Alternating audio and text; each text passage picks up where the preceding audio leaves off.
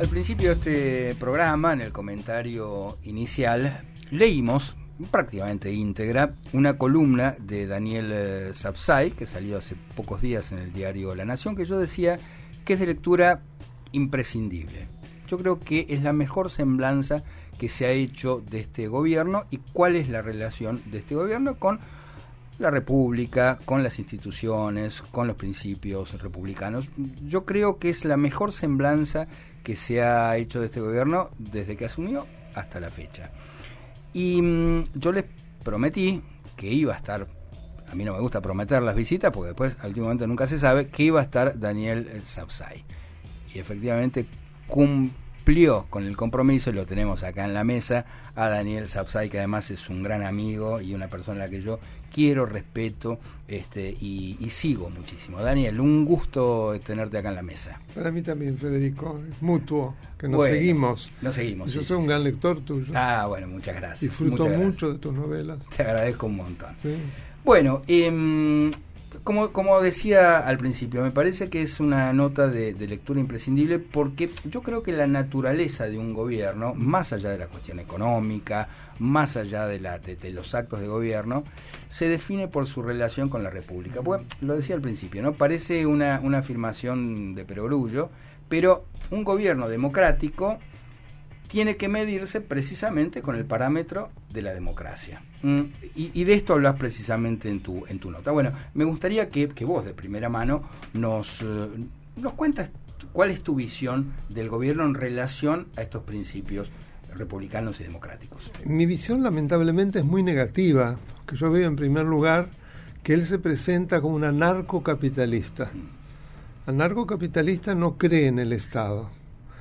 No creer en el Estado es no creer en la Constitución, que claro, el Estado se apoya fundamentalmente en una Constitución del Estado de Derecho, donde ya aparecen los grandes principios, entre los cuales la división de los poderes, la independencia de la justicia a la cabeza, y aparece el tema precisamente del periodismo, claro, la libertad de información. Fíjate que él reglamenta la ley de acceso a la información, que dicho sea de paso, una de las mejores cosas que hizo Macri, contradiciendo lo que dice la ley de acceso a la información. Un requisito reglamentario es para desarrollar aquellos aspectos que no están suficientemente bien precisados en el texto de la ley, pero de ninguna manera para contradecirla, al contrario, para facilitar su aplicación. Acá sucede lo contrario porque él parte de ya una visión falsa, que es pensar que la información es de los gobernantes y es de los gobernados. Totalmente. Ese es el grave error, porque además es de los gobernados porque de esa manera pueden controlar al gobernante. Vos usás incluso una palabra fuerte que es censura. Sí. ¿Pensás que la intención última, digamos, es que la gente no tenga acceso precisamente a ciertas cuestiones que son de información obligatoria? Bueno, en ese reglamento, precisamente, donde además se habla de la necesidad de reglamentar la actividad del periodista, es un modo de censura, porque si uno observa no solo en nuestra Constitución, sino en la Convención Americana de Derechos Humanos o Pacto de San José de Costa Rica, artículos 13 y 14, expresamente establece el principio general de expresar las ideas sin censura previa por el medio que fuere, y en este caso evidentemente lo que se está haciendo es precisamente limitarla, con lo cual se está censurando, claramente. Ahora, también señalás algo en la nota que es bastante notable, y es que pareciera ser que el gobierno cae en los mismos problemas que ha criticado de gobiernos anteriores, ¿no? Este hiperpresidencialismo, esta idea de que lo único que sostiene un gobierno es el voto popular y no el resto de las instituciones.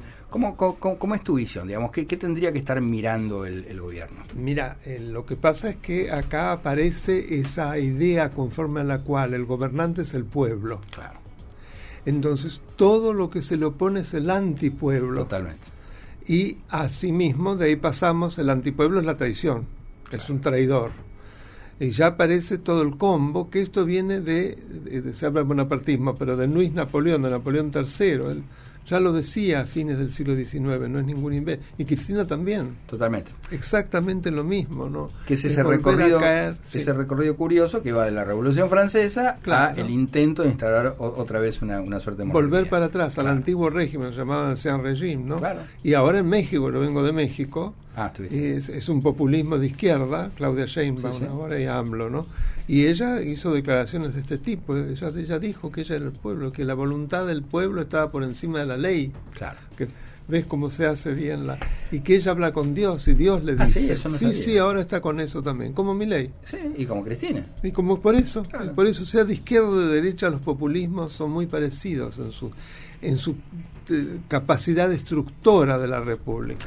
Claro, además vos mencionás el bonapartismo, que es cierto, está en la raíz, pero después hubo todo un recorrido incluso teórico, desde Carl Schmitt hasta Kelsen. Kelsen, que es lo contrario. Exacto, bueno, y más cerca en el tiempo, Ernesto Laclau, ¿no? Es decir, claro, que era el gran pensador de ellos. Claro, y pareciera ser que Santiago Caputo, que es como el pensador, ¿no? El artífice, porque es el tridente, ¿no? Que pareciera ser que se inspira en esa misma bibliografía. Sí, creo que con una formación mucho más débil, porque me parece que es un muchacho muy ignorante, pero no obstante lo cual, de manera rudimentaria, se inspira en esa ideología claramente. Le viene muy bien.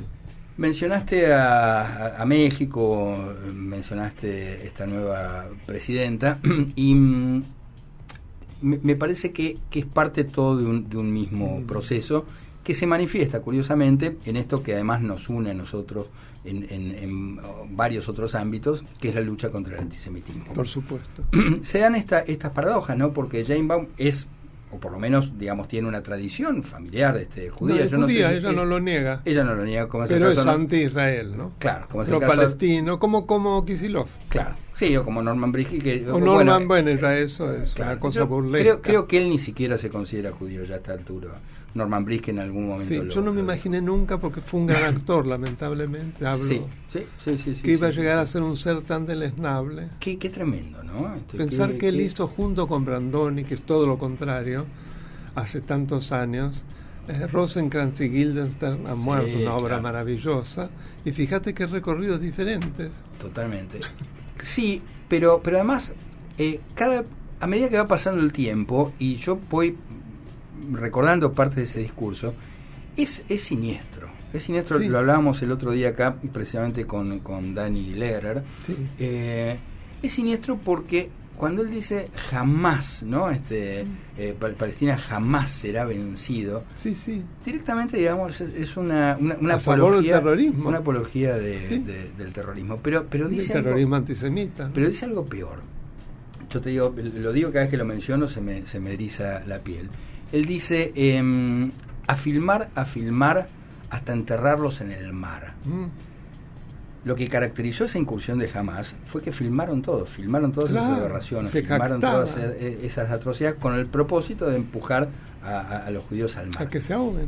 ¿Vos te das cuenta el nivel de que yo no sé, digamos, de inhumanidad de renegación, de ser un renegado a un grado terrible? Totalmente. Es un sexópata, además. Vos sabés toda la historia, los problemas que tuvo con las alumnas, las acosaba siempre a todas. Fue padre hace muy poco. Sí. Es un personaje. Sí. Sabía que era una persona difícil, digamos. Sí, no, es un gran acosador. Ha tenido grandes problemas con alumnos. Mirá. Desde hace... Sí.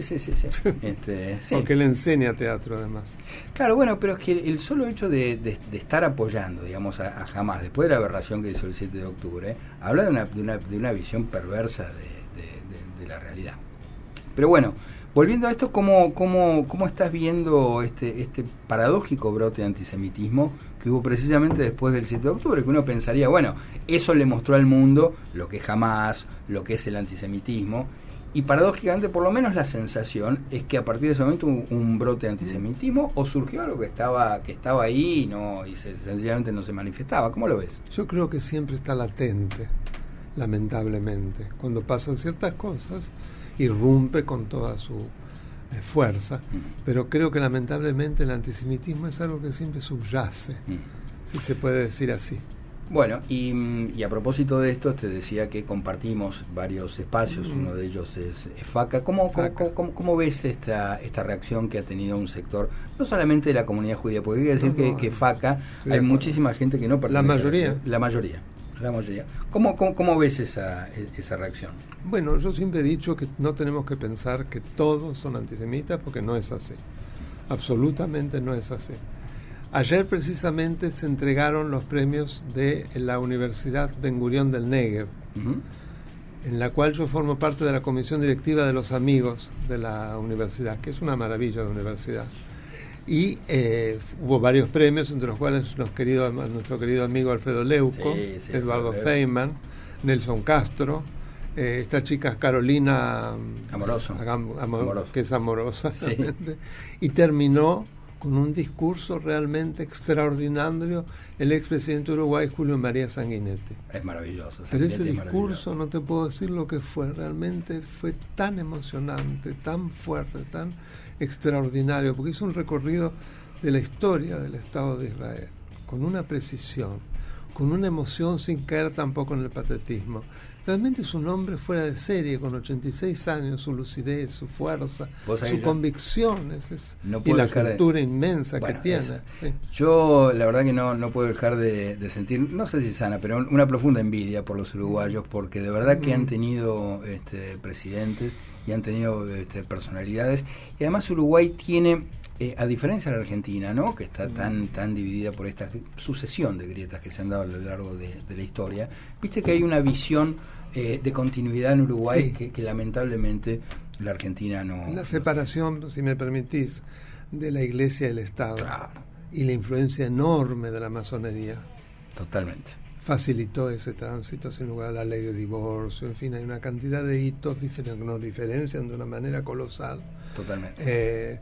La no existencia de un ejército prácticamente, es admirable. Fue uno de los primeros países que reconoció el Estado de Israel, él contaba, yo no sabía.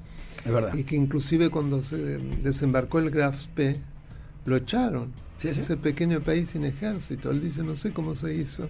Maravilloso. El padre de él se alistó para la resistencia, o sea que ya hay todo desde Sanguinetti, toda una tradición, digamos, de gente democrática y aguerrida, ¿no? Totalmente. Hay que poder. Daniel, vos hiciste un posgrado de Derecho Comercial en la Universidad de París, viviste además Viví muchos años, mi Francia. mujer era francesa. Tu mujer era francesa, efectivamente. Tenés una relación muy estrecha con Francia y con París en particular. ¿Cómo estás viendo esto tan increíble que sucede en Francia, ¿no? Por una parte, este avance de los sectores musulmanes más ultraístas por una parte, y por otra parte, digamos, como cierto retraimiento del gobierno francés en relación con estas problemáticas que generan un Estado, viste, fueron esas manifestaciones pro-palestinas, entre comillas, porque son pro-Hamás en realidad, ¿no? ¿Cómo lo vivís vos desde tu relación tan estrecha con Francia? Con mucho dolor, pues Francia siempre tuvo, de manera más suave que España, la España negra, la España roja, pero Francia también tiene eso. Siempre en Francia todo es más sutil, pero está ahí. Pensá que lo que fue el mayor antecedente del nazismo, del fascismo, vino de Francia. Totalmente, y eso vos sabés que el pensamiento de este pensador, que no me sale el nombre, barbaridad. Un pensador del sur de Francia que era un nazi, antes de que se hicieran los nazis, y un antisemitismo brutal. O sea, que vino de Francia. Sí, incluso con un sector de la iglesia muy ligado. Pero claro, y Lefebvre. Lefebvre, totalmente. El Lefebvrismo. Que está a la derecha del Opus Dei, además. Totalmente. Es cierto que esto que señalás que con frecuencia tiende a olvidarse, pero es verdad. Pero no deja de ser muy impresionante ver estas manifestaciones, insisto, que no son pro Palestina, son pro Hamás. Y también peor. Y también algo de esto se está viendo en otros lugares de Europa, ¿no? Y hasta en Alemania. Hasta en Alemania. En Alemania Oriental. Exactamente. Y también preocupa mucho lo que sucede en España, ¿no? Cuando vemos que el gobierno, entre paréntesis, se acaba de ver una tragedia humana en Valencia, unos temporales que arrasaron con Valencia. Para los que niegan el cambio climático viene muy bien. Totalmente, porque empezando por Trump, es una de las mayores tragedias climáticas en muchísimo tiempo. Buen paréntesis. ¿Cómo ves porque claro, uno se pregunta por qué estos sectores que ahora están en el gobierno precisamente de España tienen no solamente esta mirada tan laxa con estos movimientos ultraístas, sino que en un punto los apoyan. ¿Cómo se entiende? Digo, hay una pulsión suicida, hay ahí una cuestión también de corto plazo, de interés electoral, porque muchos de estos sectores votan. Me cuesta entender? Mira, yo creo que en España siempre ha subyacido un gran antisemitismo. No nos engañemos. Más allá de que con la expulsión, ahora además el reconocimiento de volver a España los sefaradíes, pues sefarades quiere decir España, claro, y sefaradí es español. Pero no obstante eso hay un gran antisemitismo que está ahí. Siempre está ahí. Desgraciadamente es así. ¿Y cómo ves a propósito de esto esta proximidad que manifiesta Milei hacia Israel, hacia la comunidad judía? Suerte que me preguntaste porque yo quería hacer una salvedad. Bien. Reconozco que todas las actitudes frente a Israel y que ha tenido además ahora son muy positivas y valientes. Y es casi un caso aparte en todo el concierto de Latinoamérica. O sea, eso no se lo podemos quitar de ninguna manera. A mí no me gusta de todas maneras ese fanatismo religioso que él manifiesta y esa unión tan grande con un rabino que prácticamente pareciera que lo domina y que es embajador argentino en Israel, que vos sabés que Israel no quiere tener embajadores rabinos, o sea, ni siquiera ni se molestaron en asesorarse sobre eso, que es un hombre, o lo viste cuando asumió presidente, es fascinante, es un actor, es un tipo que muy carismático. Muy carismático y me habla muy bien. Pero a mí me preocupa eso, porque no me gusta de la religión que sea. Sabemos, en eso soy de acuerdo a San Agustín, a Dios lo que es de Dios y al hombre lo que es del hombre. Totalmente. No mezclemos, porque siempre que se mezcla lleva a un sistema autocrático, es indefectible, como Irán. Totalmente. Esa teocracia. Irán, claro. Que fíjate que Irán, cuando vos lees por encima la Constitución, es una Constitución democrática. Hay un solo artículo que destruye todo. Que el gran ayatollah, que fue Khomeini, ahora Jamenei, puede vetar lo que se le dé la gana. Una ley, un decreto, cualquier acto, una sentencia, las puede dejar sin efecto. Con lo cual se te derrumbó todo el sistema democrático, ¿no? Totalmente.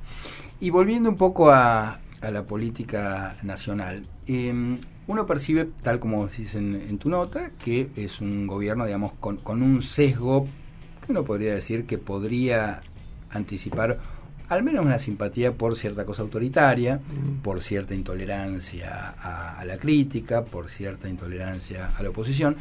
Y esto deja en un lugar muy incómodo a la oposición, porque claro, el gobierno comparte electorado, por ejemplo, con lo que fue Juntos por el Cambio, ya no sé si decirlo, con el PRO. Entonces también me parece que es muy difícil, sobre todo a ciertos sectores afines a Macri, al macrismo, a ejercer críticas al gobierno por temor, digamos, a que esa parte del electorado pudiera alejarse. ¿Cómo te parece que se sale de esa disyuntiva? Mira, es un problema cultural fundamentalmente, es decir, venimos de una cuna muy autoritaria. En eso a mí me parece imprescindible hacer la cita a Carlos Santiago Nino, ¿no? País al margen de la ley. Y cuando vos ves un país al margen de la ley, que fue el testamento, él murió muy poco después, muy joven, y dejó una obra extraordinaria, él recuerda lo que pasaba durante la conquista, durante la dominación hispana, que llegaban unos 9 meses después las leyes del Consejo de Indias. Se le ponía un sello que decía, las leyes se honran pero no se cumplen. Sí, o sea, es una cosa, evidentemente es una cosa esquizofrénica. Totalmente. ¿Y quién nos saca de eso o intenta? Mariano Moreno. Claro, Mariano Moreno estudia en Chuquisaca, donde curiosamente el obispo Terradas, que era el rector, enseguida lo ve como un dotado, y en los barcos que llegaban de Inglaterra había muchísima literatura, entre los cuales el Contrato Social de Rousseau, Claro. que lee, traduce y se fascina. Salvo el capítulo de la Iglesia, porque todavía estaba activa la Inquisición. Claro, es verdad. Y temía la Inquisición, ¿no? Claro. Pero claro, Mariano Moreno fue un hombre para mí extraordinario, que murió tan joven, que lo matan obviamente. Fíjate que es parecido a lo de Nisman. Impresionante. Es impresionante lo parecido a lo de Nisman. Impresionante. Y su viuda que pedía alguna indemnización porque tenía un hijito, ese hombre tan valioso, y que al final consigue algo, creo. Pero es impresionante el modo como se repite la historia en la Argentina. Y que no salimos. Porque vos me preguntabas a eso, yo te di toda esta cháchara. Es cultural. Hasta que no se cambien valores y culturas. Tampoco es un problema de normas, tenemos buenas normas, nuestra Constitución es excelente. El problema somos nosotros. Me llevas a un tema que me desvela y que yo sé que vos te has ocupado, que es precisamente el que tiene que ver con la autonomía universitaria, ¿no? A esto me refiero al tema de la educación, ¿no? Me parece que efectivamente este país tiene un problema cultural, un país que tiene una tradición universitaria, yo te diría, de las mejores del mundo, yo no sé si no la mejor de América Latina. Sí, bueno, te lo comento. ¿Cómo ves esta relación tan difícil entre el gobierno y la universidad? Bueno, en primer lugar, no olvidemos que el anarcocapitalismo no cree en la educación pública porque todo hay que privatizarlo.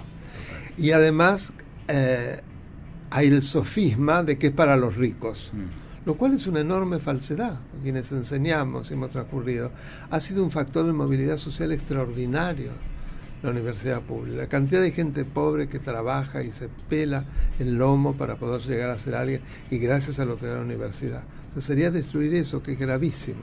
Ahora, no hay duda que sus fondos públicos deben ser auditados. Y yo tampoco pongo las manos en el fuego que no haya cosas raras. Cuando no se controla eso en cualquier lugar del mundo, aún en Suiza, lleva a la corrupción. Entonces yo creo que es muy importante. Ahora, vos sabés que la Facultad de Derecho de la Universidad de Buenos Aires, en el ranking que hace un organismo inglés, está número uno en todo el mundo iberoamericano, inclusive arriba de que es buenísima la Facultad de Derecho de la UNAM, está por encima de la Complutense.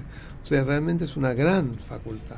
No porque yo esté, pero lo digo porque yo soy hijo de eso. Totalmente. ¿Cómo no lo voy a defender? Totalmente. Bueno, y el tema entonces son las auditorías, digamos, ¿cómo hacer esas auditorías para que eso no se choque con la ley y con la Constitución? Bueno, la auditoría tiene que ser hecha por un organismo que no afecte la autonomía.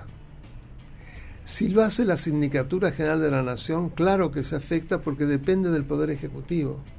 Entonces ahí se está afectando. En cambio, la Auditoría General de la Nación es un organismo del Congreso de la Nación, que el Congreso de la Nación, como sabemos, es realmente el representante del pueblo. Ahí están todos los representantes. Entonces debe ser hecho por la Auditoría General de la Nación, a mi modo de ver, por estos motivos. Vos sabés que para mí, esto que vos mencionás, no solamente lo que tiene que ver con la universidad, sino con esta cuestión cultural. A mí no me gusta hablar ni de guerra cultural, ni de batalla cultural. Me parece que sí tenemos un gran problema. Pero cuando uno ve cuáles son los cuadros del gobierno en esa materia, y la verdad que deja mucho que desear. Vos mirás lo que son los pocos diputados que tienen, y la verdad que es gente que en muchos casos apenas sí sabe leer y escribir. Y dicen cosas horrorosas, muchos de ellos. Totalmente. La misma canciller, las cosas que dice. Totalmente. Entonces, esa es la paradoja, ¿no es cierto? Es decir, cómo el propio gobierno, digo, cómo piensa de esta batalla cultural desde esos principios tan rudimentarios en un punto que exhibe. Bueno, porque volvemos siempre a lo mismo. No cree en la educación pública, no cree en el Estado, por lo tanto no cree en la Constitución. Ya está hablando de reformar la Constitución, además. Sí. Y además se identifica totalmente con el menemismo. Totalmente. Que está lleno de funcionarios del menemismo, inclusive con el apellido.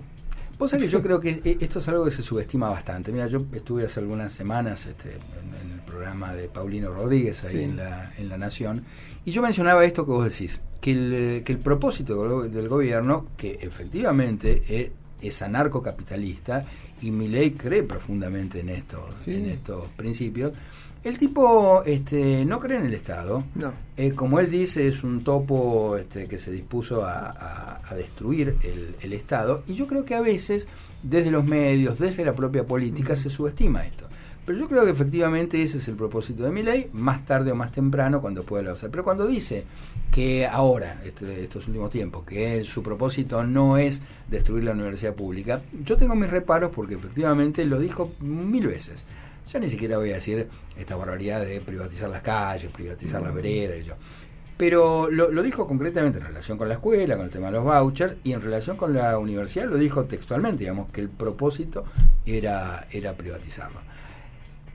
Es una paradoja, porque quiero decir, ¿cómo se es jefe de un Estado al cual vos querés destruir, ¿no? Es como estar en la cima de un rascacielos y estar con la picota demoliéndolo, ¿no? Es decir, es muy difícil de entender. Pero me gustaría que vos me dieras tu visión del Estado y cuál debería ser la función del Estado, porque yo sé que además que vos sos un liberal auténtico de la primera hora. Mira, el Estado es una herramienta fundamental para la promoción y el estímulo de la vida humana. Yo creo en un Estado que sea transpersonalista, es decir, un Estado en el cual está absolutamente al servicio de las personas, no por encima. No creo en un Leviatán. Claro. Yo creo totalmente en Locke, en Montesquieu, no me sale el otro del iluminismo que admiro tanto. Bueno, ya me va a venir. Me sale Verlaine, un gran poeta, pero no tiene nada que ver. Bueno, ya me va a venir. Con lo cual es imprescindible la existencia de un Estado sano. Claro. Es inherente con el constitucionalismo, que lo que construye es un Estado limitado, pero para asegurar las garantías y los derechos de las personas. Pero además viste que el gobierno siempre menciona como un momento ideal de la Argentina la generación del 80, por ejemplo. Y fue una generación que tuvo al Estado como faro. Vos pensá, acá en Buenos Aires sobre todo se ve con toda claridad, el Teatro Colón lo hizo el Estado. Las escuelas, esas escuelas que son como palacios. Sarmiento. Las escuelas Lancaster. El Normal 1 que está en Avenida Córdoba, una manzana que es un palacio. Los hospitales públicos, la salud pública, todo eso, digamos, el Teatro Colón. El Teatro Colón. Todo eso hizo la generación del 80. O sea, también está esta paradoja, ¿no? ¿Cómo pensar en un anarcocapitalismo que tiene, digamos, como faro la generación del 80 y a la vez pretender destruir ese mismo Estado que fundó la generación del 80? Además, Milei se identifica muchísimo con Alberdi, pero en su accionar y demás piensa lo contrario. Porque Alberdi tiene expresamente escrito contra la delegación legislativa, porque claro, eso implicaba la suma del poder público, y no olvidemos que él fue un antirrosista confeso. Entonces hay un artículo que fue creación nuestra expreso que impide eso. Totalmente. Con lo cual es muy contradictorio. Los puntos de partida de Milei son los contrarios de los que él dice admirar tanto a Alberdi. Yo creo que Milei, no me quiero meter en tu campo, es un hombre con serios problemas psiquiátricos. Lamentablemente, su relación con los perros, una serie de cosas, que los angelitos, en fin. Inclusive con la religión también es una cosa un poco histérica la relación de él.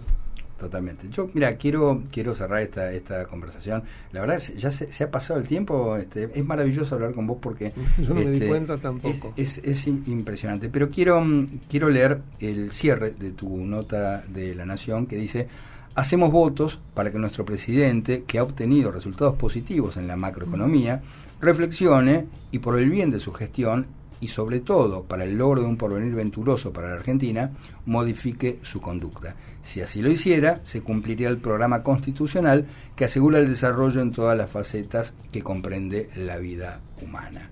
No solamente firmo al pie, sino que quiero ser optimista. ¿Sos optimista? ¿Se lo puede ayudar al gobierno? ¿Se puede dejar el gobierno ayudar? Yo pienso que de esta manera uno lo ayuda. Yo lo voté a Milei. Totalmente. Siempre lo he dicho, no tengo ningún complejo al respecto. Había cosas que me alertaban. Además lo conocí a Milei cuando era muy joven. Ah, mira. Sí, y fue una experiencia muy muy simpática. No lo cuento porque es un poco largo. Creo que es una persona que tiene una vida muy difícil, con un padre muy difícil, que realmente lo torturaba, le pegaba, bueno, conocemos la historia, y que da este resultado, en todo ese dolor y toda esa mezcla de cosas. Y que hay que ayudarlo, sin lugar a dudas, porque no... Yo coincido con vos y coincido que la mejor forma de ayudar a un gobierno siempre es la crítica. Lo peor que se le puede hacer a un gobierno es la genuflexión, es decirle lo que quiere escuchar. Me parece que la mejor ayuda que se le puede, totalmente, que la mejor ayuda que se le puede dar a un gobierno es la crítica. Daniel, un placer enorme. Para mí también. Gracias por la invitación. No, mil gracias por venir. Además, un día muy muy difícil. Daniel, un abrazo enorme. Hasta la próxima. Nos vemos.